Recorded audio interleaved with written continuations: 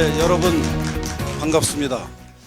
오늘 사실로 도전하는 현대사 중에서 박정희 대통령이 우리나라를 세계적인 성공의 길로 이끈 것이 우리나라뿐만 아니라 전 세계에서 어떤 의미가 있는지, 한국의 경우를 보면은 다른 나라들은 어떻게 해야지 발전을 이룩할 수 있는지 하는 주제로 강의를 맡은 류석춘입니다. 자,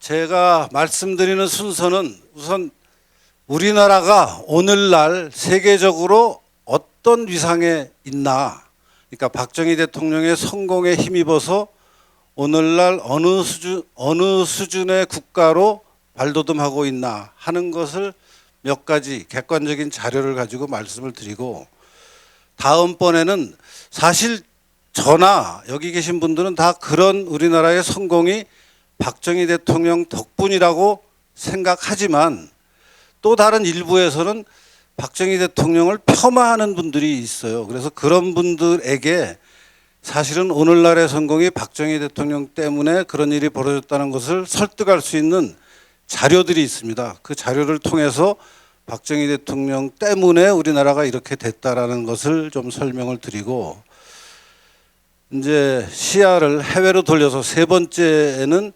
해외에서 전문가들이, 그냥 보통 사람들이 아닌 이 문제를 연구하는 또 정치 지도자들 사이에서 우리나라가 얼마나 엄청난 일을 해낸 나라인지를 보는 그런 다양한 시각을 좀 설명을 드리겠습니다. 그리고 그 다음에 가장 중요하게 그것이 어떻게 가능했는지, 박정희 대통령이 했다라고만 얘기하면 너무 설명을 안 해주는 거잖아요. 다른 나라에 대해서 박정희 대통령이 우리나라는 했으니까 너네도 박정희 대통령 같은 지도자를 모셔라 라고 얘기하기에는 너무 무책임한 얘기가 되는 것 같아서, 박정희 대통령이 실제 그런 성공을 어떻게 만들어냈는지를 설명을 하는데 판에 박힌 얘기들이 좀 있는 것을 뛰어넘어서 정말 중요한 포인트가 뭔가를 말씀을 드리겠습니다. 그리고 나서는 박정희 대통령이 실제 어떤 일을 구체적으로 했는지, 뭐 예컨대 고속도로도 지었죠, 뭐 고속도로를 닦았죠, 뭐 포항제철을 지었죠, 뭐 우리나라 또 방위 산업을 발전시켜서 오늘날은 뭐 헬리콥터나 비행기, 잠수함 같은 것을 만드는 그런 구체적인 업적들을 살펴보도록 하겠습니다. 그러면 첫 번째 작은 주제로 들어가겠습니다. 오늘날 대한민국의 위상이 얼마나 높아졌는지를 좀 구체적인 자료로 살펴보도록 하겠습니다. 네, 여러분 G20라는 말을 들어보셨는지 모르겠어요. G20라는 게 세계에서 좀 속된 표현으로 방구 깨나 끼는 국가 20개를 위에서부터 꼽아 놓은 겁니다. 이 G20 국가가, 그러니까 G20라는 국제기구가 1999년에 처음 만들어졌습니다. 근데 그 1999년에 G20라는 국제기구가 만들어질 때 우리나라는 처음부터 99년 만들어지는 첫 해부터 세계 22국가에 들어가 있습니다. 이 세계 22국가는 전 세계 인구의 60%를 차지하고 있습니다. 또 전 세계 경제 생산의 80%를 차지하고 있습니다. 전 세계 무역의 75%를 차지하고 있습니다. 그러니까 우리나라, 그러니까 지금 현재 세계에 약 200개 국가가 있습니다. 국가들이 뭐 독립도 하고 또 합병도 되고 하면서 조금씩 숫자가 바뀌는데, 2차 대전 이후에 우후죽순으로 신생 등록국이 많이 생겼고, 우리나라도 그 중에 한 나라로 2차 대전 직후에 1948년에 이제 대한민국이 세워졌고, 그로부터 지금 약 70년이 지나서 G20 국가에 포함이 되어 있는데, 그 G20 국가가 어떤 나라들인지 한번 살펴보도록 하겠습니다. 그룹이 5개가 있는데요. 그룹 1, 그룹 1에는 호주, 캐나다, 사우디아라비아, 미국, 이렇게 4나라가 한 개의 그룹을 이루고 있고요. 두 번째 그룹은 인도는 잘 살지는 못하지만 인구가 많고 자원이 많은 나라죠. 러시아, 뭐 사는 거는 좀 못해도 역시 강대국이면 틀림없죠.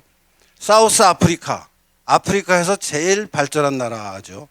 터키, 아시아의 서쪽 끝에 또 아시아에서 나름 그 중요한 위치를 차지하고 있는 나라죠. 그룹 3으로 가면은 남미입니다. 아르헨티나, 굉장히 큰 나라고 축구도 잘하는 나라죠. 브라질, 역시 축구 잘하고 인구도 많고 또 남미에서는 큰 나라죠. 멕시코, 우리나라랑 비슷한 면이 많은 미국 바로 밑에 있는 인구가 많은 나라입니다. 그 다음에 그룹 4에는 이제 유럽의 전통적인 우리가 선진국으로 생각하는 나라들이 있는데 프랑스, 독일, 이태리, 영국 이 나라들이야말로 우리가 보통 선진국 하면 그냥 자동으로 생각나는 나라들이죠. 그 나라하고 같은 나라 그룹에 속해 있는 겁니다. 우리나라가. 마지막에는 아시아권 국가들을 다 이제 4개가 있는데 우리나라가 거기 포함되어 있고 일본, 중국, 인도네시아는 좀 못 사는 나라이긴 하지만 역시 인구가 굉장히 많습니다. 그리고 자원이 많습니다. 영토가 넓어서.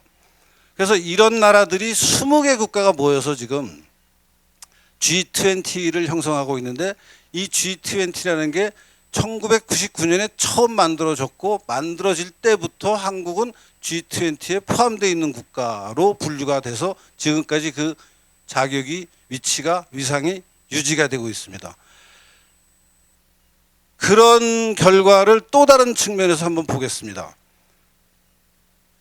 요즘 또 많이 얘기가 되고 있는 것 중에 하나가 20, 50 클럽이라는 얘기들을 합니다.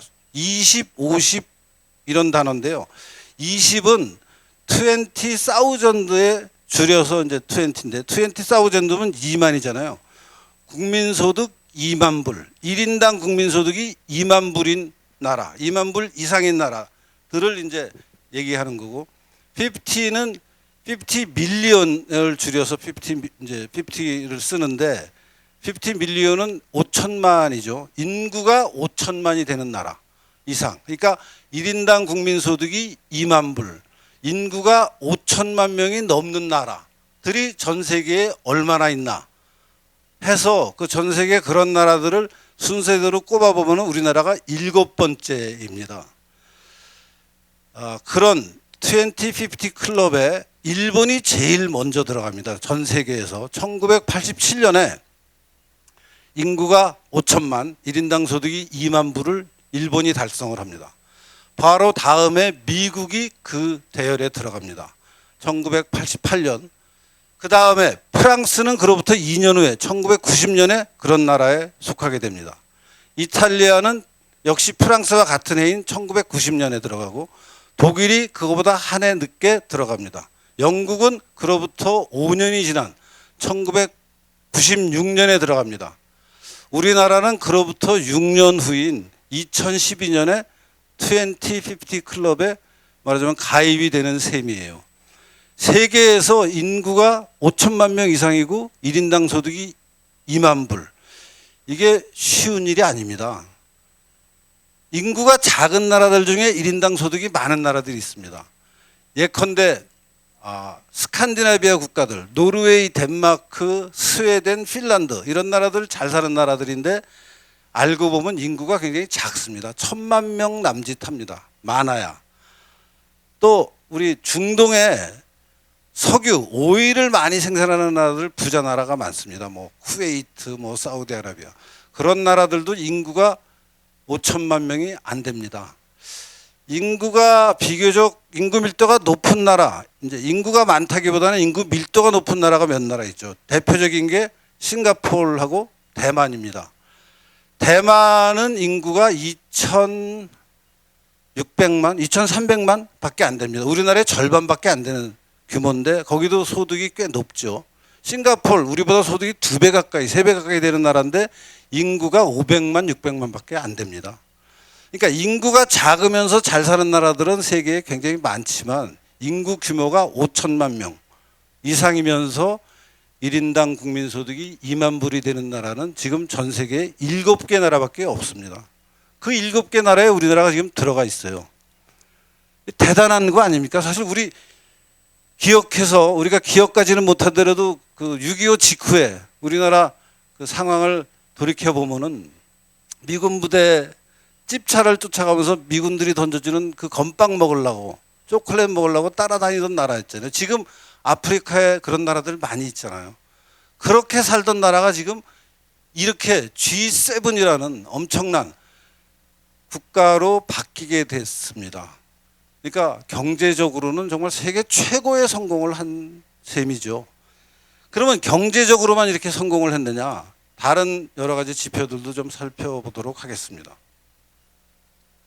민주주의를 얼마나 잘하고 있느냐 하는 그 지표가 있습니다. 영국하고 미국에서 많이 팔리는 이코노미스트라는 유명한 그 영어로 된 잡지가 있습니다. 그 잡지에서 민주주의를 그 나라가 얼마나 제대로 하고 있는지를 여러 가지 지표로 복합적으로 구성을 해서 4가지 범주로 나눠놨습니다. 첫 번째가 완전한 민주주의, 두 번째가 결함 있는 민주주의, 그러니까 민주주의를 하지만 조금 문제가 있는 나라들, 그 다음에 민주주의와 권위주의, 독재의 중간이 섞여 있는 나라들, 혼합된 체제, 그리고 이제 권위주의 체제, 이렇게 4가지 큰 부류로 나눠놨는데 그 중에서 가장 높은 점수를 받는 나라는 노르웨이입니다. 노르웨이는 10점 만점에 9.8점을 맞았고 가장 낮은 점수가 북한입니다. 북한은 10점 만점에 1.08이에요. 정말 뭐 당연하죠. 왜냐하면 북한은 3대 세습체제를 하고 뭐 우리 같은 선거를 완전히 엉터리로 하잖아요. 그리고 일당 독재를 하고 있고 그러니까 뭐 당연한 결과인데 우리나라는 그런 평가에서 아시아에서 최고로 높은 점수를 받고 있습니다. 물론 아까도 말씀드렸지 노르웨이나 이런 영국이나 이런 유럽의 오랜 민주주의를 실천하던 나라들보다는 아직 조금 떨어지지만 그래도 아시아에 얼마나 나라가 많습니까? 우리보다 민주주의를 엄청 앞장서서 했다는 필리핀 같은 나라들 지금 우리보다 다 뒤쳐져 있습니다. 필리핀이 50년대에는 아시아의 최고 선진국이었어요. 그런데 그 나라보다 지금 우리가 훨씬 더 앞선 평가를 받고 있습니다. 정치적 민주주의에서도. 그 다음에 이 지도가 그 민주주의를 얼마나 잘 하느냐 하는 것을 색깔로 보여주고 있는 지도인데요. 보면 유럽이나 그 북아메리카 이런 데가 이제 파란색이죠. 호주 이런 데가. 우리나라도 파란색에 들어가 있습니다. 그 다음에는 언론이 얼마나 자유로우냐 하는 게 이제 실제 지금 우리나라도 문재인 정권 들어오고 나서 뭐 유튜브 같은 언론을 굉장히 탄압하고 있죠. 뭐 여러 가지 문제가 있지만 전반적으로 봐서 이제 그 언론 자유 지수가 전 세계적으로 어떤 나라들이 높은 위치를 차지하고 있느냐 하는 걸 봤더니 우리나라는 노무현 정부 때 전 세계 그 많은 국가들 중에 한 30등에서 40등 정도를 차지하고 있다가 이명박 정부가 들어와서 한 40등대로 떨어졌고 박근혜 정부에서 탄핵 과정을 겪으면서 70등 정도까지 떨어집니다. 그러다가 다시 요새 올라가고 있으면서 뭐 40등, 41등 이렇게 해서 2020년도 42등을 하고 있습니다. 아시아에서는 여전히 1등입니다. 일본보다 더 말하자면 언론의 자유가 보장된 나라로 분류가 되고 있습니다. 이것도 대단한 거죠. 세 번째는 그 지금 말씀드린 언론 자유를 이제 색깔로 보여줬는데 까만색이 언론 자유가 전혀 없는 나라들입니다. 중국, 뭐 북한. 우리나라는 노란색으로 미국하고 같은 색이죠. 그 다음에는 부정부패가 얼마나 많으냐 하는 것도 이제 정치 발전을 따지는데 굉장히 중요한 차원인데 그것을 따지는 게 국제투명성 기구라는 그 독일의 단체가 있습니다. 이 단체가 이제 이 자료를 매년 생산을 하는데 이 자료에 제가 왼쪽 옆에 그림에서 보면은 제가 동그라미로 쳐서 그 검색하는 창에다가 한국이라고 코리아라고 쳤어요. 그랬더니 이제 사우스 코리아도 나오고 노스 코리아도 나옵니다. 그래서 사우스 코리아는 등수가 33등인가요?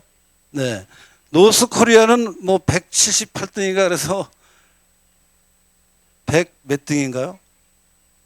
170, 예, 아주 이제 그 한국, 그러니까 두 개의 한국 중에서 너무나 차이가 나는 상태인데, 전반적으로 김영삼 정부 때부터 김대중 정부, 노무현 정부, 이명박 정부, 박근혜 정부를 거쳐서 문재인 정부로 오기까지 전반적으로 한 30등에서 40등 사이를 오가고 있습니다. 전 세계 200개 국가들 가운데.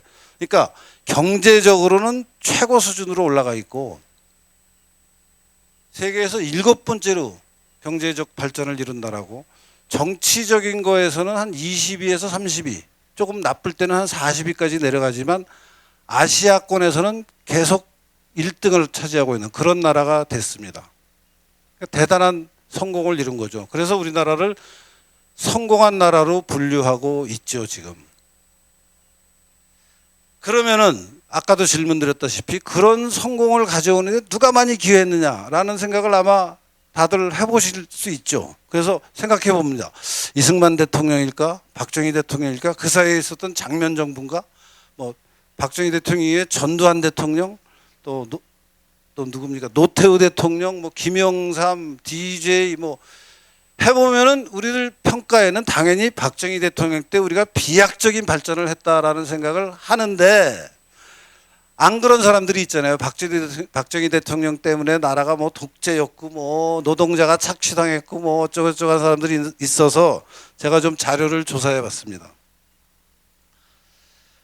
얼마 안 됐습니다. 2021년 11월 11일 우리나라 대통령, 역대 대통령 중에 업적이 가장 많은 대통령이 누구냐라고 질문을 했더니 박정희 대통령이 47.9%가 나오면서 압도적인 1위예요. 김대중은 15.4입니다. 2등한 김대중이. 네. 우리 문재인 지금 대통령이 11.5%로 좀 과대평가되어 있는 것 같아요. 아무튼 뭐 그 박정희 대통령 다음 사람들 사이의 순위는 조금씩 사람마다 다를 수 있어요. 그렇지만 누구든지 박정희 대통령이라고 얘기를 하지 않을 수 없는 대목이죠. 예, 당연하죠. 근데 이번 그 중앙일보가 보도한 저 자료만이 있는 게 아니고 사실은 그 다른 자료들도 많이 있습니다. 중앙일보는 지금 아까도 말씀드렸다시피 2021년 11월 11일 자료거든요. 이거 말고도 보면은 2008년 7월에 서울신문이 창간 104주년을 했는데 거기서도 박정희 대통령이 73.4%로 가장 일 잘하는, 업적을 많이 남긴 대통령으로 뽑혔고, 이어서 뭐 이승만, 김대중, 노무현 이렇게 돼 있고요. 또 2008년 8월 KBS가 조사한 거를 봐도 박정희 대통령이 가장 높고, 2009년 8월 리얼미터가 조사한 것도 마찬가지고요. 2009년 영남대학교에서 리서치에다가 의뢰한 것도 마찬가지로 박정희 대통령이 압도적이고, 뭐 그렇습니다. 그런데 딱 한 번 예외적인 결과가 나온 게 2016년 리얼미터가 역대 대통령을 평가했더니 노무현 전 대통령이 1등이 나왔어요. 35.5%. 박정희 대통령이 30%인데 이때가 어떤 때냐면요. 그 조사한 시점이 박근혜 대통령 탄핵할 때예요. 그러니까 박근혜 대통령이 잘 못하니까 이제 따님이 잘못하니까 아버지까지 좀 이렇게 국민들 사이에 평가가 좀 낮아졌어요. 낮아졌지만 그래도 1등, 그 조사에서 1등한 노무현하고 별 차이가 없습니다. 그러니까 전반적으로 우리나라에서는 우리나라가 발전한데 가장 많이 기여한 사람이 누구냐 하는 거에서는 박정희 대통령이라고 누가 봐도 대답을 할 수밖에 없는 문제죠. 또 다른 측면에서 이 문제를 보면요. 대통령들이 재임하면서 자기가 집권한 시기에 경제 발전을 얼마나 시켰느냐는 것을 평균을 내봤습니다, 제가. 그랬더니 보세요. 저 그래프를 보면은 박정희 대통령 때가 제일 높고 오래 집권하셨잖아요. 18년 동안 매년 10%의 성장을 하면서 박정희 대통령 때가 제일 발전을 했고, 전두환과 노태우가 그 시기를 조금 못 미치지만 이어서 했고, 그 다음에 김영삼부터는 내려갑니다. 김영삼, 김대중, 노무현, 이명박, 박근혜, 문재인은 계속 계단을 내려가고 있어요, 지금.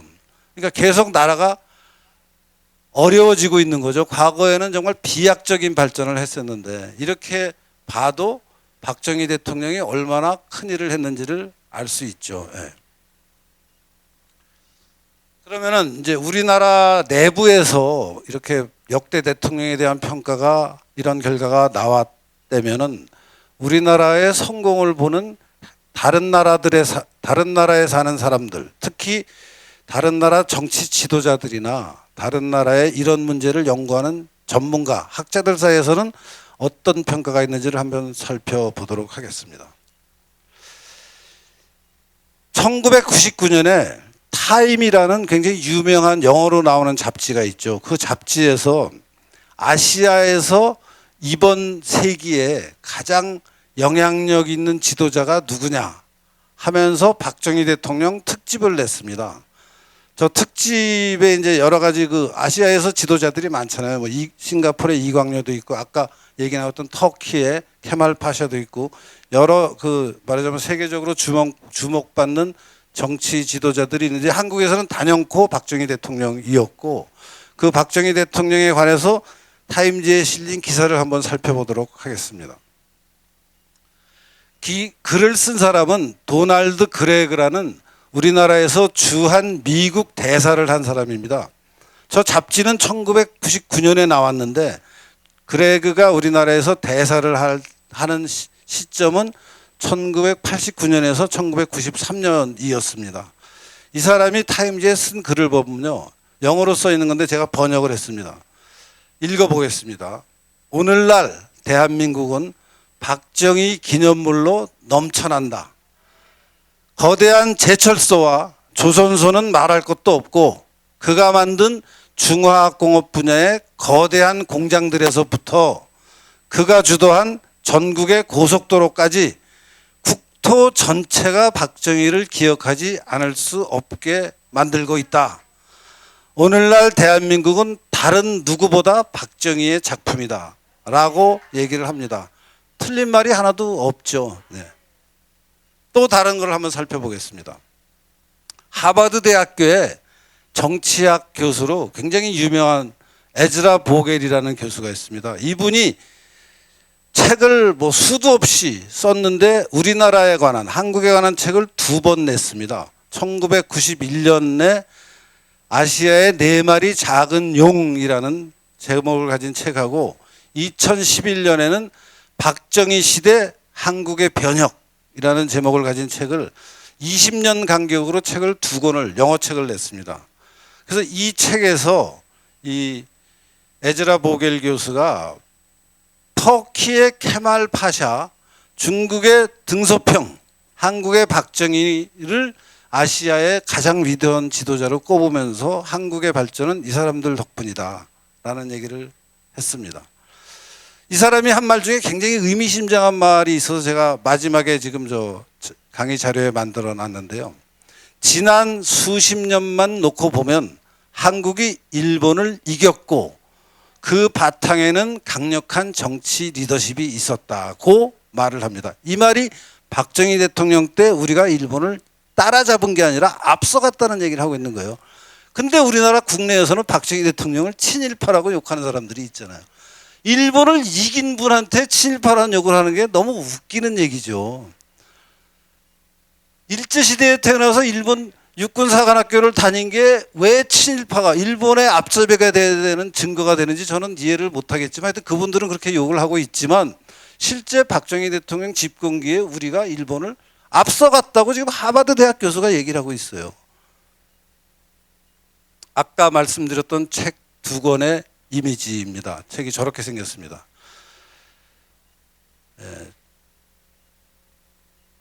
그 다음에 또 하버드 대학의 정치학 교수가 있습니다. 정책학 교수인데요. 윌리엄 오버홀트라는 하버드 대학 연구원이 문화일보에 2011년인가요?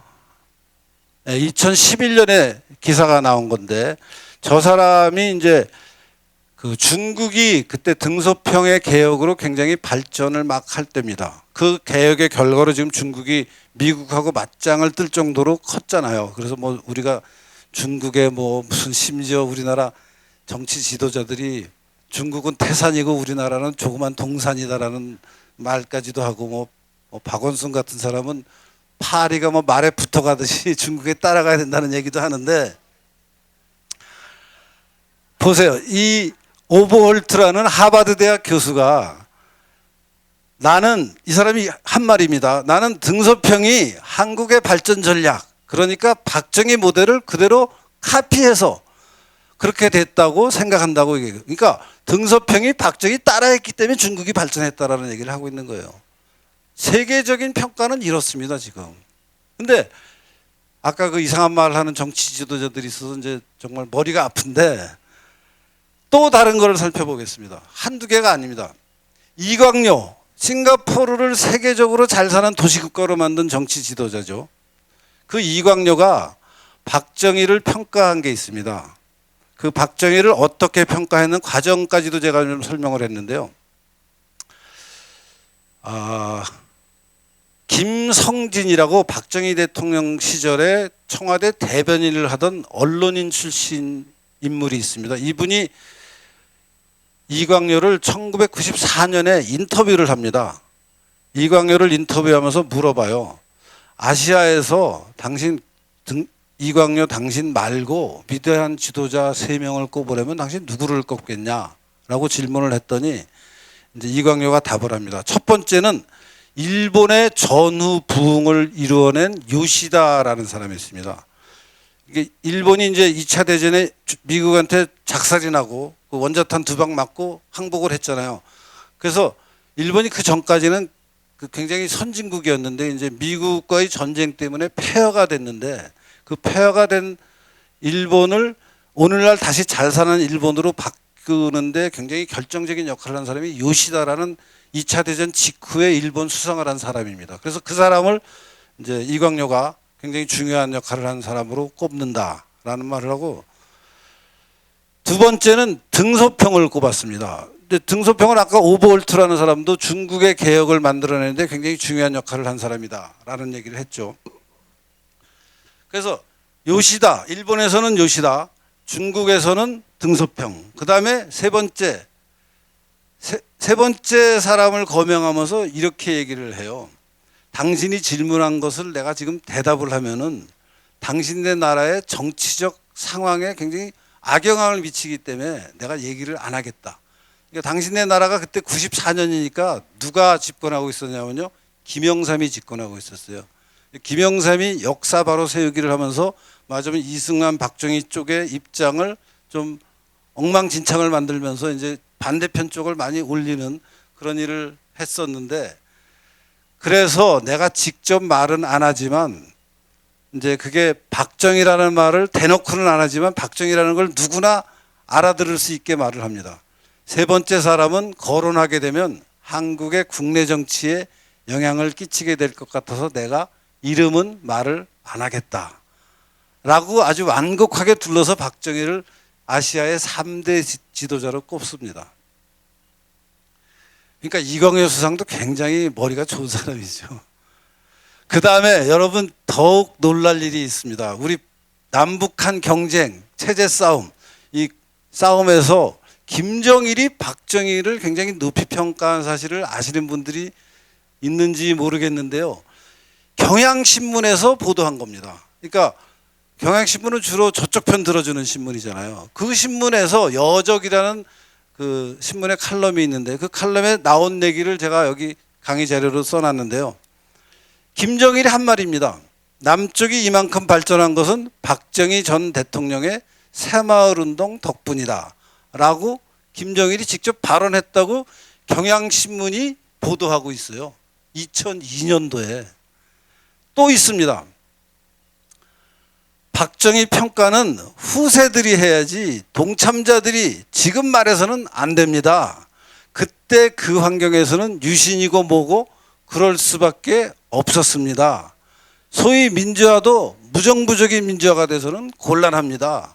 이게 박정희가 한 말이 아니고 김정일이 한 말이에요. 그러니까 김정일마저 박정희를 이렇게 높이 평가하고 있습니다. 그래서 박 전 대통령 묘소를 참배하고 싶다고 말을 해요. 김정일마저 북한의 세습체제의 지도자인 김정일이 박정희를 이렇게 존경하고 있어요. 근데 우리나라 국민들은 박정희를 비하하는 사람들이 꽤 있잖아요, 지금. 그렇습니다. 예. 그러면은 이제 박정희 대통령이 얼마나 엄청난 일을 했느냐는 이제 어느 정도 우리가 설명을 했고, 또 그게 세계적으로 어떤 평가를 받는가도 얘기를 했는데, 이것이 어떻게 가능했느냐가 사실은 제일 중요한 질문이에요. 어떻게 했길래 다른 사람들은 못하는 일을 박정희가 해서 대한민국이 이렇게 왕창 바뀌었느냐, 요걸 설명을 좀 드려보겠습니다. 이 설명을 하는 데는 이 이집트 신문이 2016년에 낸 기사가 있어요.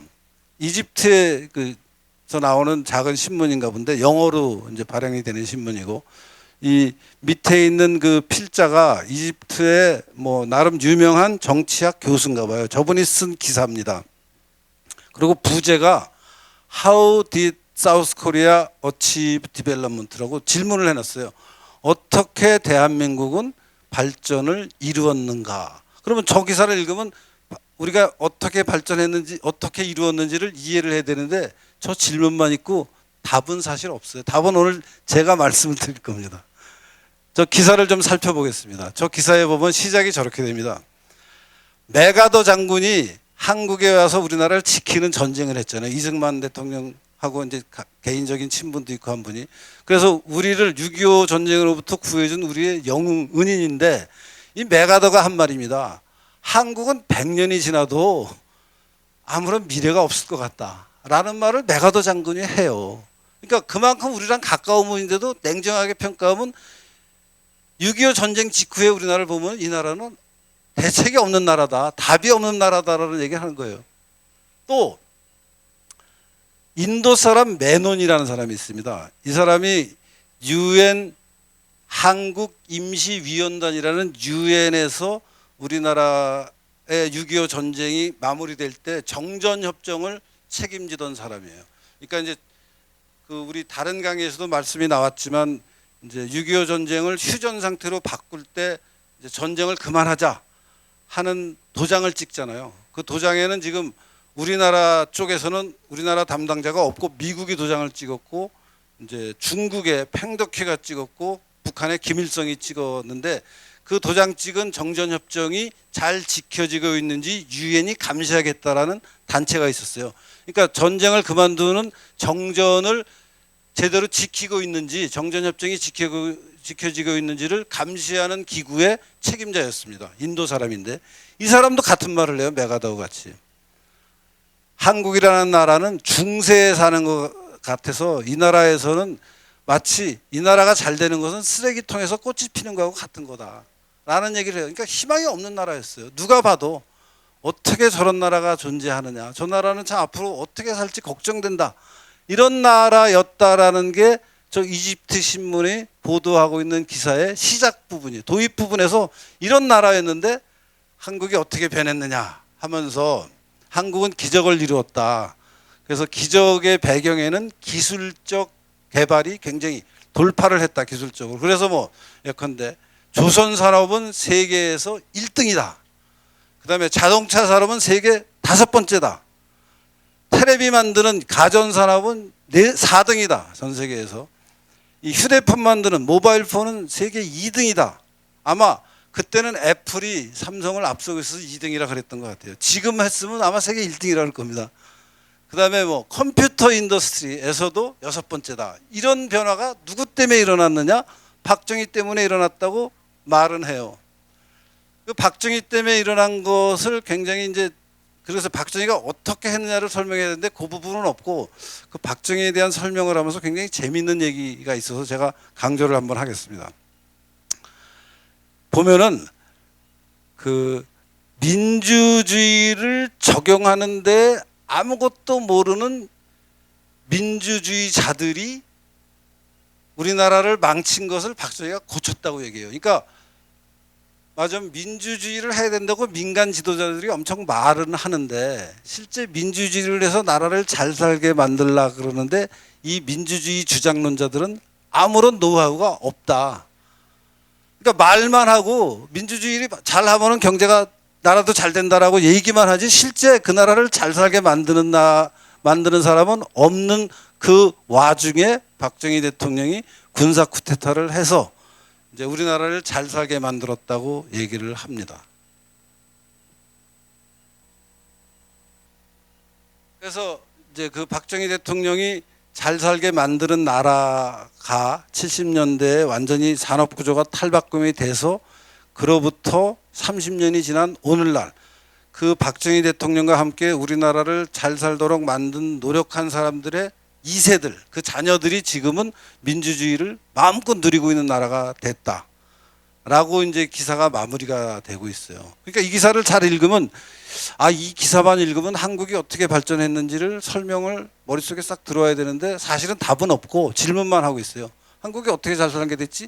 박정희 때문에 잘 살게 됐어. 어떻게 했는데 뭐 자동차 산업을 세계 4위로 만들었대. 어떻게 만들었는데 답이 없어요.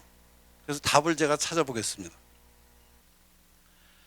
이 답은 이분이 쓴 논문에 나옵니다. 이분이 로버트 베로라는 하버드 대학의 경제학 교수인데 이분이 1996년에 쓴 논문이 있어요. 논문의 제목이 Democracy and Growth예요. 민주주의와 경제 성장이라는 제목의 논문인데 이 논문에 보면은 굉장히 중요한 이 한국의 발전을 설명하는데 우리가 잘 모르고 무시하고 놓치기 쉬운 굉장히 중요한 대목을 하나 끄집어내고 있습니다. 우선 민주주의를 하면 경제 발전이 되느냐, 경제 성장이 되느냐 하는 거에서 이 사람은 그 민주주의를 하면 경제 성장에 오히려 역효과가 난다라는 얘기를 합니다. 그러니까 이렇게 얘기해요. 이렇게 민주주의라는 것이 경제 발전에 도움이 될 때도 있고 도움이 안 될 때도 있는데 정치적 자유 수준이 낮을 때, 즉 우리나라가 신생국인 이승만 대통령이 집권하고 있을 때와 같은 그런 시절에는 정치적 자유의 수준이 낮을 때는 민주주의가 경제 성장을 촉진하지만 정치적 자유의 수준이 어느 정도 확립되고 나면 민주주의는 경제 발전을 억제한다. 그러면서 맞아, 박정희 시대에는 민주주의를 어느 정도 억제했기 때문에 경제 발전이 가능했다라는 얘기를 해요. 실제 우리가 박정희 대통령이 100% 민주주의를 했다고는 평가하지 않잖아요. 유신도 했고 또 인권을 좀 억압했다라는 평가를 하기도 하고 아까 얘기 나왔던 전두환 대통령 때도 마찬가지 얘기를 하잖아요, 우리가. 근데 오히려 그렇게 했기 때문에 한국이 발전했다는 얘기를 하는 분이 이 베러 교수예요. 만약에 그때 제대로 된 완벽한 민주주의를 했으면 그 자리에서 폭삭 주저앉았을 거다라는 얘기를 하고 있는 논문이 바로 이 로버트 베러 교수가 96년에 영어로 학술지에다가 논문으로 썼습니다. 그래서 이분의 결론은 이렇습니다. 서구 선진국들이 재산권, 요새 뭐 아파트를 내가 소유하고 있다, 뭐 땅을 어디 소유하겠다, 이런 재산권이나 자유시장과 같은 경제제도를 수출하는 것이, 그러니까 이제 그런 제도가 서양에서 미리 만들어지고 그 만들어진 제도를 우리나라 같이 신생국이 수입을 해서, 이승만 대통령이 수입을 했죠. 그거를 본인이 공부하고 그래서 수입을 해서 그것을 우리나라의 시장 이렇게 펼쳤는데, 그런 것이 상당한 수준의 삶의 질 향상이 이루어진 후에나 발전이 가능한 정치 제도를 수출하는 것보다 더 중요하다. 이 말이 좀 얼핏 들으면 이해가 안 되실지 모르지만 다시 넘어가서 보면요, 먼저 중요한, 그러니까 후진국이 발전하려면 가장 중요한 것은 자유시장 경제 제도를 도입하는 겁니다. 그 자유시장 경제 제도를 도입하는 것이 재산권을 확립시키는 것하고 같은 말이죠. 그러고 나서 경제가 발전하면 그 다음에 정치적 민주화가 이루어진다는 거예요. 그러니까 순서가 자유시장 경제 제도를 도입하고 경제 발전 없이 민주주의를 하면은 순서가 잘못돼서 안 된다는 거예요. 근데 우리나라는 묘하게도 이분이 하는 얘기하고 딱 맞습니다. 이승만 대통령이 독립운동하면서 미국식 서구식 시장경제 자유민주주의 제도를 우리가 이승만 대통령이 공부해서 우리나라에 48년 건국하면서 그걸 확립시켰죠. 그 다음에 박정희 대통령이 그 시장경제 체제 아래에서 경제발전을 합니다. 물론 국가가 개입도 많이 하지만 기본적으로는 자유시장경제 체제를 부정하지 않았습니다. 그래서 경제발전을 하고 나서 잘 살게 되니까 그 다음에는 민주주의가 아까 우리가 살펴봤듯이 뭐 전 세계에서 아시아에서는 가장 일본보다 더 선진적인 민주주의를 하고 있다라는 얘기까지 나오니까 중요한 것은 순서가 어떻게 되느냐입니다. 자유시장경제 제도를 말하자면 헌법으로 시장경제 체제를 확립하고 그 다음에 경제를 발전시켜서 이제 박정희 대통령이 한 대로 뭐 방위산업을 일으키고 뭐 수출주도 산업화를 하고 막 고속도로를 닦고 포항제철 같은 걸 지어서 어느 정도 경제적 발전이 있으면은 그 경제적 발전에 힘입은 중산층이 등장해서 사람들이 이제 과거보다는 상당한 수준의 삶의 질을 유지하면은 그 사람들이 민주주의를 요구하고 그 사람들이 민주주의를 요구하면 민주주의가 경제적 기반이 있으니까 성공한다는 거예요. 그런 거 없이 어느 정도의 경제적 기반 없이 처음부터 민주주의를 하면은 그 나라는 경제 발전 못하게 돼서 인도나 필리핀이 건국할 때부터 민주주의 체제를 정치적으로 민주주의 하는 것을 굉장히 중요하게 생각했습니다. 근데 인도, 필리핀 지금 세계에서 가장 못 사는 나라에 계속 남아 있거든요. 우리나라와 그러니까 우리나라를 인도나 필리핀하고 구별을 하게 하는 것이 이 순서입니다. 베로 교수는 순서와의 싸움에서 한국이 택한 순서가 굉장히 중요했다. 경제 발전을 먼저 하고 민주화를 한 것이 다른 나라들은 그렇게 하지 않아서 한국은 성공하고 다른 나라들은 그렇게 하지 못했다는 설명을 하고 있습니다. 제가 이 베로 교수의 얘기에 조금 더해서 박정희 시대는 그러면 어떻게 그런 성공이 가능했느냐 하는 것을 이제 베로 교수는 경제적 발전이 먼저 있고 그 발전의 기초에서 민주주의가 발전하게 됐다라는 얘기를 했는데 하나 더 붙였습니다. 박정희 대통령 시절을 우리가 강한 국가라고 얘기하죠. 국가가 굉장히 그 개입을 많이 했고 강력하게 했고 또 잘해서 나라가 발전했는데 그렇게 강한 국가가 개입을 하는 것이 어디서나 성공하면 사실은 문제를 딱 거꾸로 보면은 북한이 전 세계에서 가장 먼저 성공하고 가장 확실하게 성공해야 됩니다. 왜냐하면 북한이야말로 자기 마음대로 하잖아요. 지도자 한 사람이. 근데 북한은 지금 엉망진창이 됐잖아요.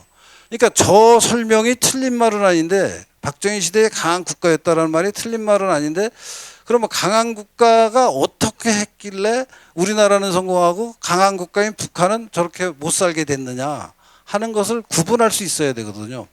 근데 제가 보니까 박정희 대통령 시절에 국가기구에서는 국가를 이끌던 정치 지도자들 또 고위 관료들 사이에서는 물론 예외는 다 있었습니다만 전반적으로 보면은 박정희 대통령 본인이 내가 열심히 일해서 나라가 잘 되게 해야겠다라는 어떤 사명감이랄까요? 도덕적 그런 어떤 자기 내부적인 동력이 굉장히 강했던 분이에요. 그래서 우리가 박정희 대통령이 개인 좀 굉장히 권력을 강하게 행사했다라고는 평가하지만 개인적으로 돈을 밝혀서 치부를 했다라는 얘기는 안 하잖아요.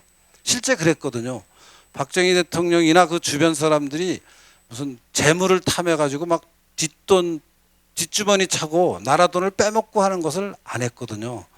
근데 그걸 본인만 그렇게 안 한 게 아니라 본인이 그걸 우선 안 하고 주변에 다른 사람들도 똑같이 그걸 안 하도록 굉장히 분위기를 잘 만들었습니다. 그러니까 공무원 돼서 조금 권한이 생기면 그 권한을 가지고 막 뇌물 받아먹고 뭐 자기한테 돈 준 사람만 봐주고 하는 게 이제 후진국형 부정부패의 가장 대표적인 모습이잖아요. 그런 것을 안 보였던 시절이 뭐 물론 100% 없었다고 얘기하기는 어렵지만 그래도 전반적으로 국가 공무원이 깨끗했다고 저는 평가합니다. 그리고 그렇게 평가하는 분들이 많이 있어요. 그게 점점 더 이제 약해져서 요새는 다시 또 그 돈 가지고 뭐든지 할 수 있는, 막 돈으로 국가 권력이 표까지 살라고, 지금 선거에 표까지 살라고 막 돈을 뿌리고 있는 이 모습을 박정희 대통령이 보면 정말 너무 어이없어 할 것 같아요. 내가 그렇게 힘들여 해서 일을 해가지고 잘 살게 만들어줬더니 겨우 하는 게 세금 많이 받아가지고 그 세금으로 일회성 돈을 뿌려대서 헬리콥터로 돈을 뿌려가지고 지금 표를 얻으려고 하냐 하는 박정희 대통령의 어떤 질책을 우리가 다 받아야 될 때가 되지 않았나 하는 생각인데요. 그래서 박정희 대통령 시대에는 저는 사심 없이 그 권력을 가진 사람들이 열심히 일을 했던 거로 생각하고요. 그 사심 없이 일하는 배경에는 내가 국가 정책을 잘 실천하면은 나라가 잘 되고, 나라가 잘 되면 나도 발전할 수 있다 라는 그런 어떤 이 선순환이 있었던 것 같아요. 내가 열심히 하면은 내가 속한 공동체, 가장 큰 공동체가 국가니까 그 국가 공동체가 잘 되고, 그게 잘 되면은 다시 이 국가 공동체는 나도 잘 되게 해준다 라는 생각이 많이 있었던 것 같은데요. 그런 어떤 가치를 가장 우리 일상생활에서 잘 보여주는 이 현대중공업의 사원이 있습니다. 저 울산에 가보신 분들은 한번 보셨겠지만 저게 울산에 있는 현대중공업, 옛날 현대조선의 그 사옥이에요. 공장 바깥에 저런 말이 붙어 있습니다. 우리가 잘 되는 것이 나라가 잘 되는 것이며, 나라가 잘 되는 것이 우리가 잘 될 수 있는 길이다. 저거 정주영이 한 말이에요. 정주영 회장이 박정희 대통령하고 굉장히 짝꿍이 잘 맞아서 현대라는 기업을 통해서 엄청나게 우리나라 경제가 발전하는데 큰일을 했죠. 물론 그때 동시에 또 삼성의 이병철 회장도 큰일을 했고, 뭐 그런 분들의 노력이 다 쌓여서 지금 우리가 이렇게 잘 됐는데, 저는 저 말이 우리가 잘 되는 것이 나라가 잘 되는 것이고, 나라가 잘 되는 것이 우리가 잘 되는 것이다 라는 말이 바로 박정희 대통령이 자기 주변 사람들부터 시작해서 맨 밑에 있는 말단 공무원까지 저 정신을 불어넣어줬다고 생각해요. 저 정신이 있으니까 열심히 일합니다. 우리 정광훈 목사님 교회에 다니는 신도들이 딱 저렇거든요. 목사님하고 의사소통을 저런 식으로 할 겁니다. 잘 되는 공동체는 다 저렇습니다. 내가 잘 되면 공동체가 잘 된다고 생각하고, 공동체가 잘 되면 내가 잘 된다고 생각하는데, 이 가치관이 박정희 대통령이 가장 잘 실천했고, 이 가치관을 스스로 솔선수범했던 사람이 박정희 대통령이라고 생각하고, 온 국민이 그것을 인정해서 우리가 그때 정말 모든 국민들이 다 열심히 일을 했던 것 같아요. 지금은 전부 집단 이기주의입니다. 내 이익만 챙깁니다. 파업해서 뭐 내 임금 올려달라고 그냥 회사가 어떻게 되든 말든, 수출이 어떻게 되든 말든. 박정희 대통령 시절에는 저런 가치가 지배했기 때문에 엄청나게 발전할 수 있다고 생각해요. 그리고 저런 가치는 다른 나라가 흉내를 잘 못 냅니다. 그러니까 저 덫에 걸려서 다른 나라들은 후진국에서 선진국으로 올라가지를 못하고, 우리나라에서는 박정희 대통령이 저런 가치를 가지고 이 돌파를 했던 것 같아요. 후진국에서 선진국 문턱을 넘어갔습니다. 그리고 그런 가치가 어디서 시작됐나를 좀 생각을 해봤더니, 그 박정희 대통령이 61년에 군사 쿠데타를 하고, 그 군사 쿠데타의 주역들이 다 농촌 중간계급 후손들이었던 것 같아요. 그러니까 그 당시 고위층의 상류층의 자식들이 아니고 다 농촌의 가난한 집안 사람들이 군인들이 돼서 혁명을 하면서 우리나라를 좀 잘 사는 나라로 바꿔보겠다라는 가치를 공유했던 것 같아요. 그래서 그 농촌의 아주 부자가 아닌, 지주가 아닌 농촌의 작은 땅을 가진 사람들이 갖고 있는 어떤 부지런함 있잖아요. 근면함.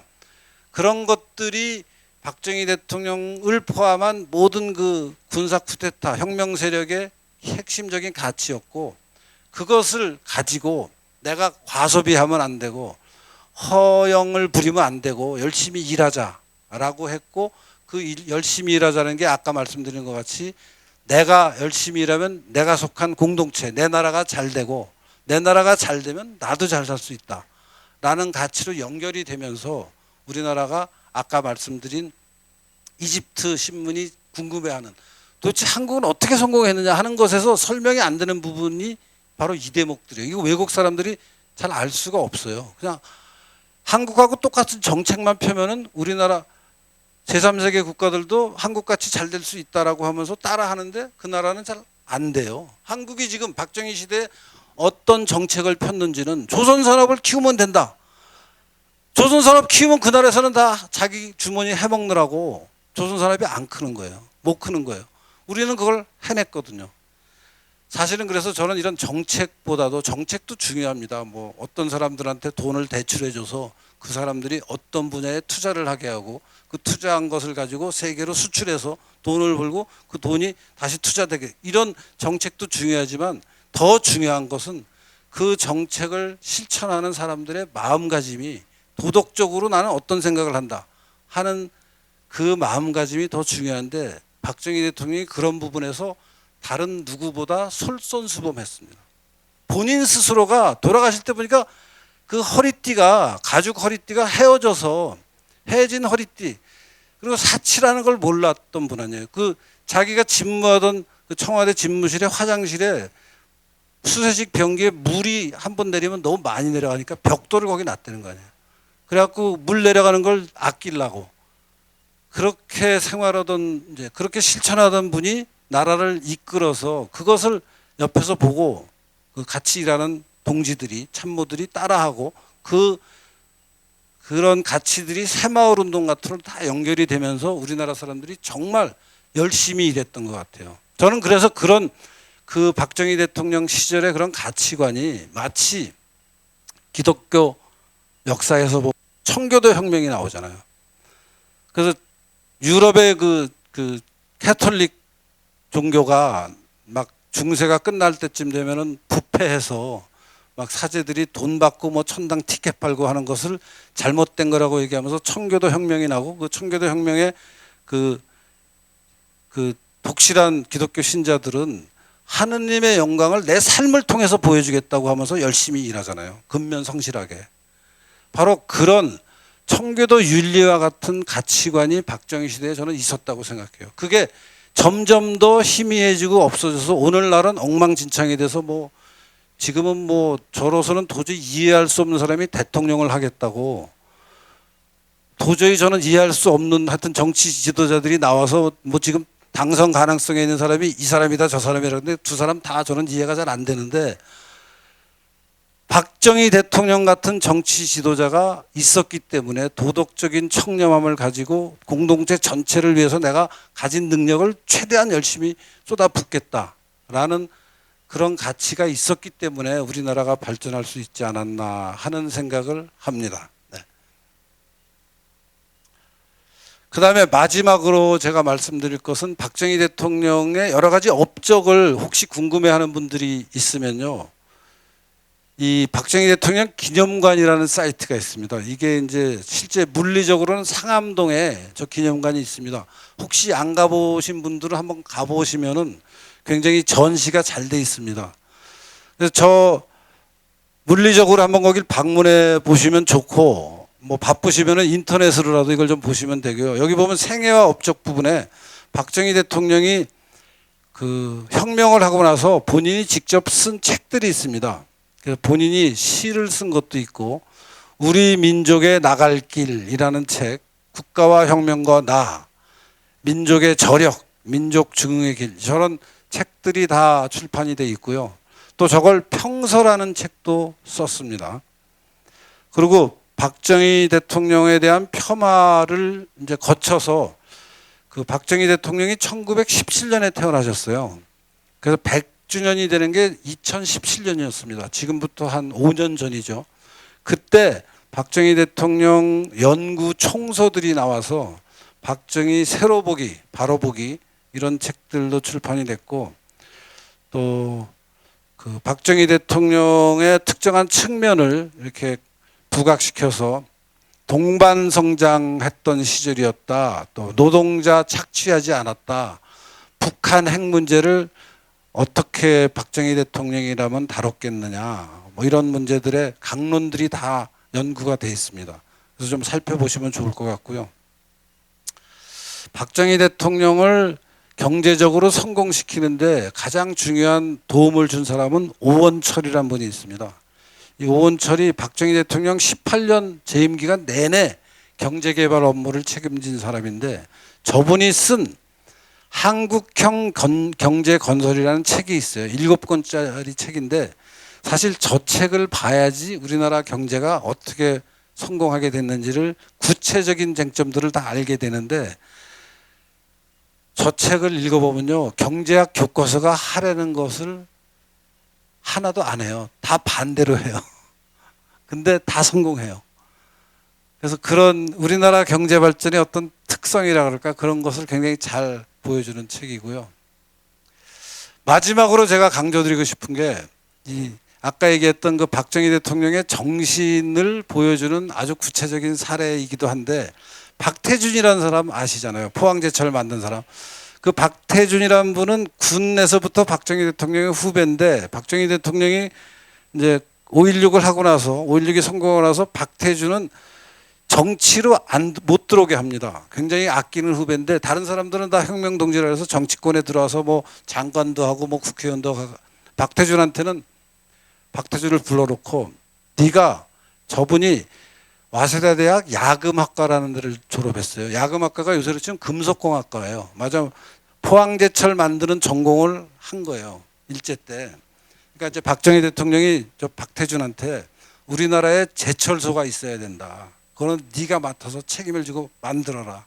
네가 필요한 일은 모든 지원을 내가 해줄 테니까, 하여튼 네가, 나는 이제 여러 가지로 바쁘니까 이 문제는 네가 책임져라.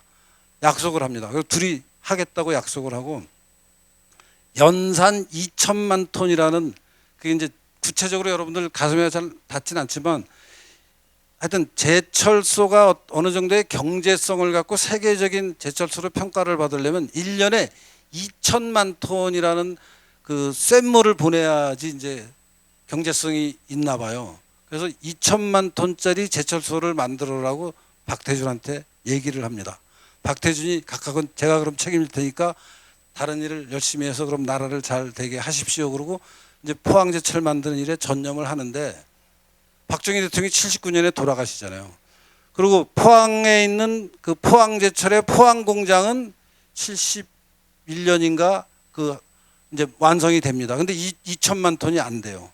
그래갖고 광양제철소를 추가로 만듭니다. 포항제철소가 그 광양의 공장을 따로 만드는 이유가 연산 2천만 톤을 만들기 위해서 아마 반 정도가 그 광양에서 되는데, 그게 완성이 되는 게 1992년이에요. 박정희 대통령이 79년에 돌아가셨으니까 92년은 13년이 지난 후에요. 박태준이 뭐 그 사이에 우여곡절이 많았죠. 이제 박정희 대통령이 집권하고 있을 때만 해도 박태준이 포항제철 일에 전념할 수 있도록 환경이 만들어졌는데, 돌아가시고 나니까 전두환 때부터 시작해서 김영삼 때까지 뭐 포항제철 주인을, 박태준을 끌어내리고 딴 사람 시키고 뭐 난리를 쳤었거든요. 그래갖고 박태준이 나중에 김종필하고 무슨 그 저걸 하잖아요. 그 정치에도 들어가잖아요, 박태준이. 그러다가 92년에 광양제철소가 완공이 되고 나서 박정희 대통령 산소에 가서 제문을 읽습니다. 제가 같이 한번 읽어보겠습니다. 각하, 저게 동작동 국립묘지의 박정희 대통령 묘소 앞에서 지금 올리는 글입니다. 불초 박태준, 각하의 명을 받은 지 25년 만에 포항제철 건설의 대역사를 성공적으로 완수하고 삼가 각하의 영전에 보고를 드립니다. 포항제철은 빈곤 타파와 경제 부흥을 위해서는 일관 제철소 건설이 필수적이라는 각하의 의지에 의해 탄생되었습니다. 그 포항제철이 바로 어제 포항, 광양의 양대 제철소의 연산 조강 2100만 톤 체제의 완공을 끝으로 사반세기에 걸친 대장정을 마무리하였습니다. 박정희 대통령이 돌아가신 산소에서 제문으로 저걸 보고를 하고 있는 거예요. 저분들이 정치하는 그 때의 어떤 그 인간관계는 저렇게, 맞으면 상대방에 대해서 무한정 책임을 지는 저런 관계였어요. 근데 지금 정치권에 동질하고 있는 사람들은 돌아서면 뒤통수 치고 있잖아요. 지금. 앞에서 면전에서 뒤통수 치고 뭐 바로 돌아서도 뒤통수 치고 그날 저녁에 딴소리하고 그러는데, 돌아가신 지 13년, 79년에 돌아가신 13년 후에 저런 재문을 읽고 있잖아요. 저렇게 말하자면 나라를 위해서, 국가를 위해서 헌신적으로 일한 분들이 있었기 때문에, 그런 분들이 도덕적으로 가치관으로 무정하고 있었기 때문에 나라가 발전했지, 그런 거 없이 그냥 막 입으로만 떠들어서는 절대 잘 안 됩니다. 요새 세태에서 좀 새겨 봐야 될 대목이 아닌가 해서 제가 강조해서 말씀드립니다. 오늘 장시간 제 말씀을 들어주셔서 너무 고맙습니다. 감사합니다.